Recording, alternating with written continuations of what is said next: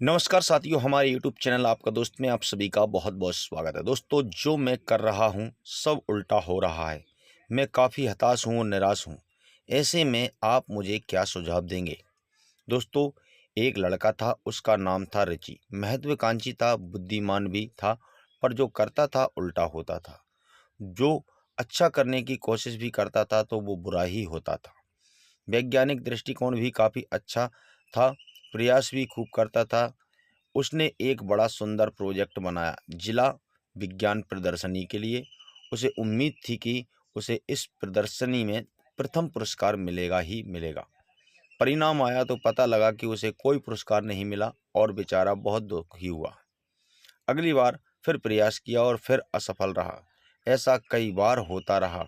एक दिन उसकी माँ ने उसे एक सूक्ष्मदर्शी भेंट किया।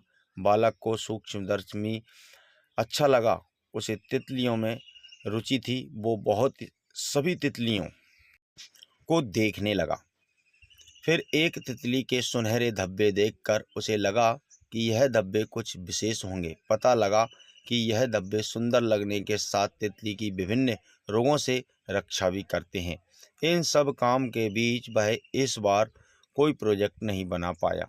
जल्दबाजी में उसने अपनी ही उधेड़बुन को प्रस्तुत कर दिया और इस बार उसे प्रथम पुरस्कार मिला। यह बालक आगे चलकर वैज्ञानिक रिचर्ड ई एब्राइट के नाम से जाना गया। कुछ समझ आया कि गलती कहाँ हो रही है। आप सही होने के लिए काम कर रहे हैं, जबकि आपको काम करने के लिए काम करना है, उसमें अपनी दिलचस्पी लानी है। बाकी सब कुछ खुद चलकर आपके पास आएगा। जो करें मन से करें।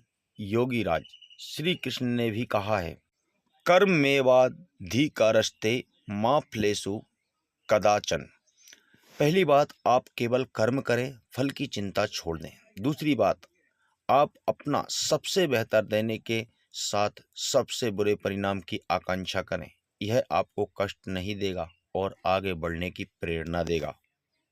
तीसरी बात, कभी भी किसी से भी यह ना कहें कि मैंने तो बहुत बुरा किया है, अच्छा परिणाम नहीं आएगा।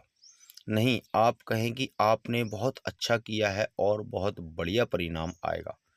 100 बात की एक बात, परिणाम की चिंता छोड़ दूसरों को विश्वास दिलाएं कि आपने बेहतरीन काम किया है।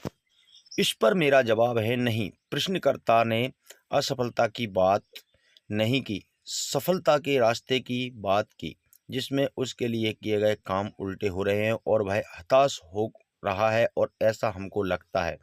दूसरी बात, कोई भी कार्य जो फल के लिए किया जा रहा है, भले ही ये वह व्यक्तिगत और सामाजिक कार्य न हो, आपको कष्ट देगा। आकांक्षाएं हमारे कष्ट की जननी हैं। चलिए एक उदाहरण देता हूँ। आप किसी लड़की लड़के से मिलने गए। आपका व्यक्तिगत मसला है, आपको यह पसंद है और आप इस मिलन में सफल होना चाहते हैं।